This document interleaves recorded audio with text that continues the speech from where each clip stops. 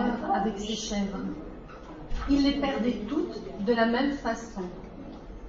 Un beau matin, elles cassaient leurs cordes, s'en allaient dans la montagne, et là-haut, le loup les mangeait. Ni les caresses de leur maître, ni la peur du loup, rien ne les retenait.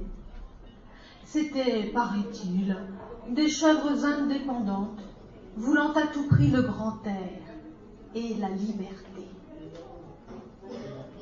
Le brave monsieur Seguin, qui ne comprenait rien au caractère de ces bêtes, était consterné. Il disait: « C'est fini, les chèvres s'ennuient chez moi, je n'en garderai pas une. » Cependant, il ne se découragea pas, et après avoir perdu 6 chèvres de la même manière, il en acheta une 7e. Seulement cette fois, il eut soin de la prendre toute jeune, pour qu'elle s'habitue mieux à demeurer chez lui. Ah, qu'elle était jolie, la petite chèvre de monsieur Seguin. Qu'elle était jolie avec ses yeux doux, sa barbiche de sous-officier, ses sabots noirs et luisants, ses cornes zébrées et ses longs poils blancs qui lui faisaient une houppelande. Et puis, docile, caressante, se laissant faire sans bouger, sans mettre son pied dans l'écuelle. Un amour de petite chèvre.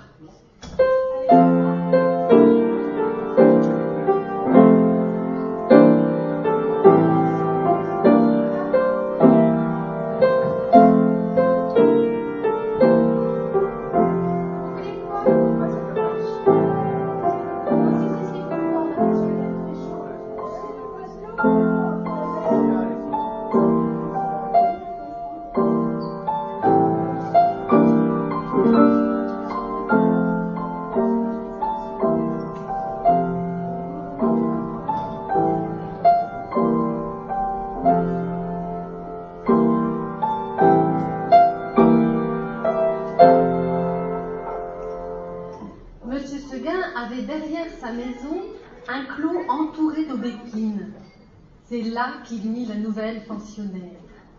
Il l'attacha à un pieu au plus bel endroit du pré, en ayant soin de lui laisser beaucoup de cordes. Et de temps en temps, il venait voir si elle était bien. La chèvre se trouvait très heureuse et broutait l'air de si bon cœur que M. Seguin était ravi. Enfin, en voilà une qui s'ennuiera pas chez moi. Monsieur Seguin se trompait. Sa chèvre s'ennuya. Un jour, elle se dit en regardant la montagne: « Comme on doit être bien là-haut! Quel plaisir de gambader dans la bruyère sans cette maudite corde qui vous écorche le cou! C'est bon pour l'âne ou pour le bœuf de brouter dans un clos. Les chèvres, il leur faut du large. » À partir de ce moment, l'herbe du clos lui parut fade. L'ennui lui vint. Elle maigrit. Son lait se fit rare. C'était pitié de l'avoir tiré tout le jour sur sa corde, la tête tournée du côté de la montagne, la narine ouverte, en bêlant tristement. Monsieur Seguin s'apercevait bien que sa chèvre avait quelque chose, mais il ne savait pas ce que c'était. Un matin, comme il achevait de la traire, la chèvre se retourna et lui dit dans son patois: « Écoutez, monsieur Seguin, je me languis chez vous. Laissez-moi aller dans la montagne. » « Ah, mon Dieu, elle aussi !» cria monsieur Seguin stupéfait, et du coup il laissa tomber son écuelle. Puis, s'asseyant dans l'herbe à côté de sa chèvre: « Comment, Blanquette, tu veux me quitter ?»« Oui, monsieur Seguin. »« Est-ce que l'herbe te manque ici ?»« Oh non, monsieur Seguin. Tu es peut-être attaché de trop court. Veux-tu que j'allonge la corde ?»« Ce n'est pas la peine, monsieur Seguin. Alors, qu'est-ce qu'il te faut? Qu'est-ce que tu veux? Je veux aller dans la montagne, monsieur Seguin. Mais, malheureuse, tu sais bien qu'il y a le loup dans la montagne. Que feras-tu quand il viendra? Je lui donnerai des coups de corne, monsieur Seguin. Oh, le loup se moque bien de tes cornes. Il m'a mangé bien des biques autrement encornées que toi. Tu sais bien la pauvre vieille Renaude qui était ici l'an dernier. Une maîtresse chèvre, forte et méchante, comme un bouc. Elle s'est battue avec le loup toute la nuit. Puis le matin, le loup l'a mangée. Pauvre Renaude. Ça ne fait rien, monsieur Seguin. Laissez-moi aller dans la montagne. Bonté divine, dit monsieur Seguin. Mais qu'est-ce qu'on leur fait donc, mes chèvres? Encore une que le loup va me manger. Eh bien non, je te sauverai malgré toi, coquine. Et de peur que tu ne rompes ta corde, je vais t'enfermer dans l'étable où tu y resteras toujours. Là-dessus, monsieur Seguin emporta la chèvre dans une étable toute noire, dont il ferma la porte à double tour. Malheureusement, il avait oublié la fenêtre, et à peine eut-il le dos tourné que la petite s'en alla.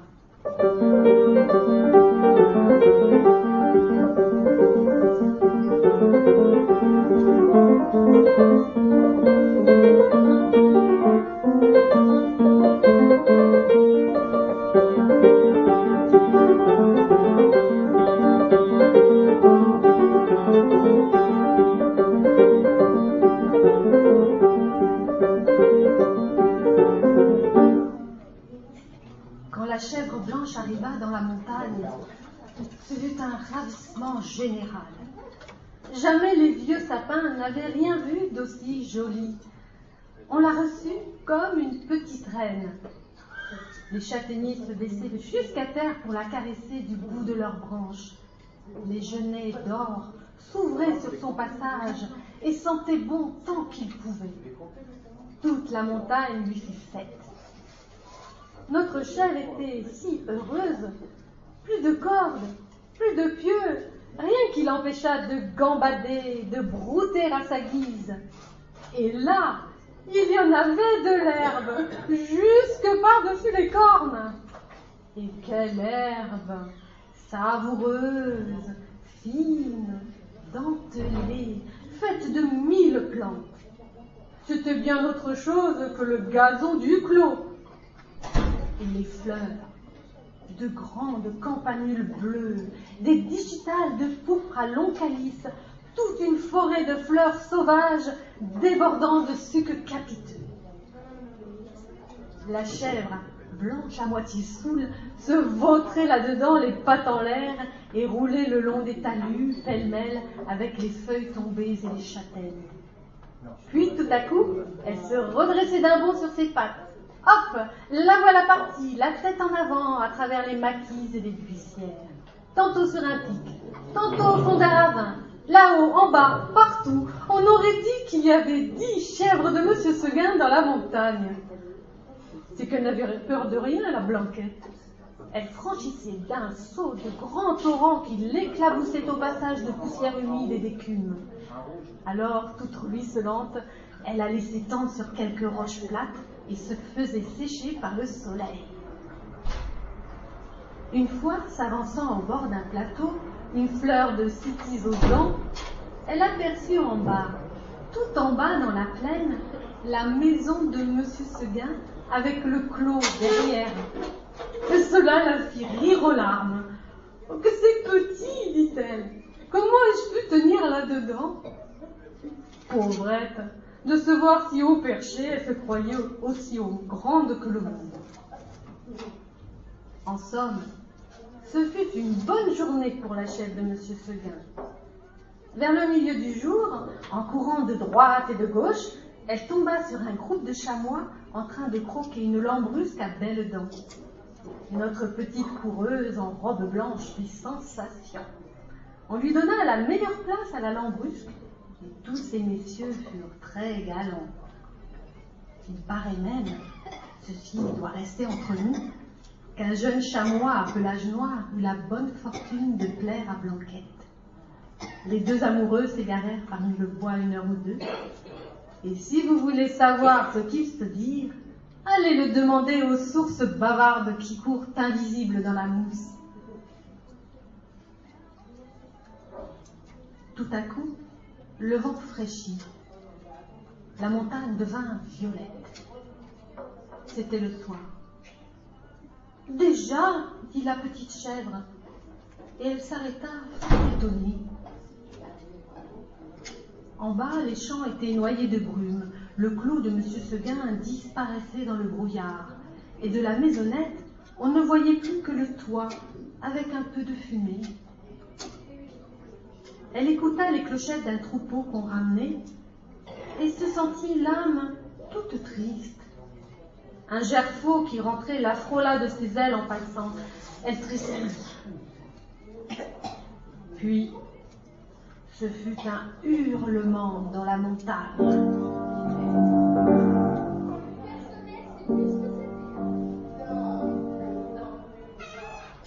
Elle pensa au loup. De tout le jour, la folle n'y avait pas pensé. Au même moment, une trompe sonna bien loin dans la vallée. C'était ce bon vieux monsieur Seguin qui tentait un dernier effort.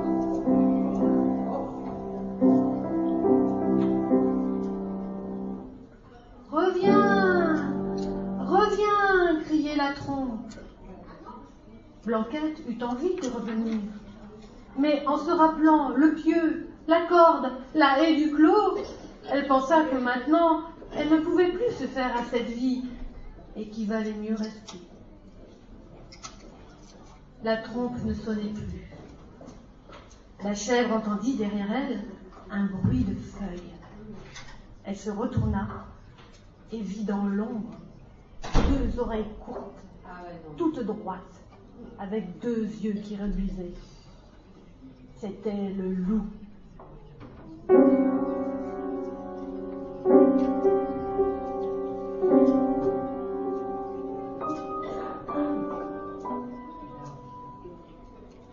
Énorme, immobile, assis sur son train de derrière, il était là, regardant la petite chèvre blanche et la dégustant par avance. Comme il savait bien qu'il la mangerait, le loup ne se pressait pas. Seulement, quand elle se retourna, il se mit à rire méchamment. Ah ah ah, la petite chèvre de M. Seguin.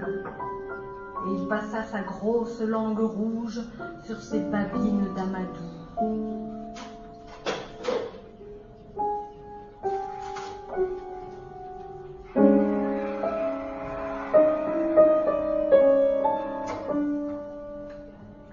Blanquette se sentit perdue.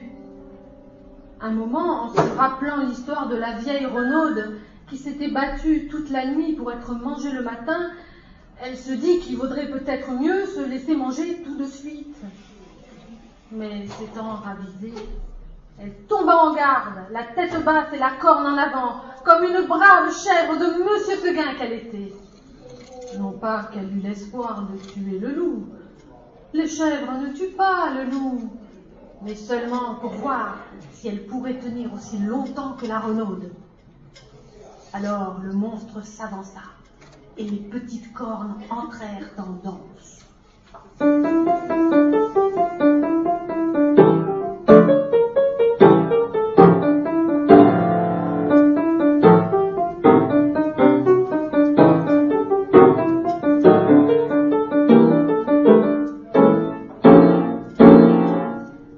Ah, la brave petite chevrette, comme elle y allait de bon cœur. Plus de 10 fois, je ne mens pas, elle força le loup à reculer pour reprendre haleine.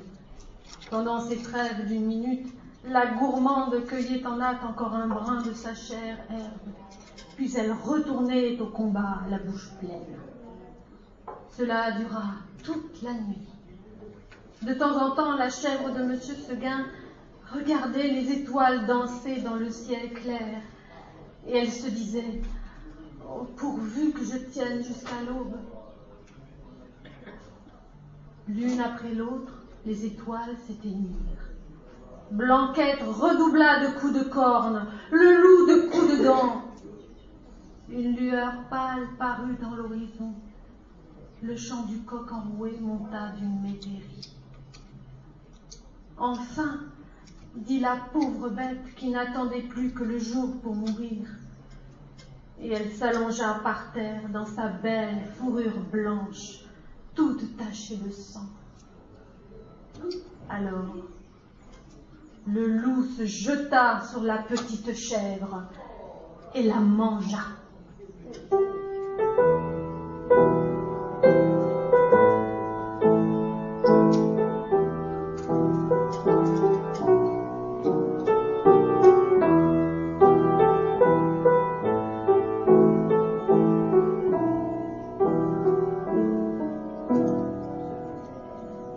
Cette histoire n'est pas un conte de mon invention.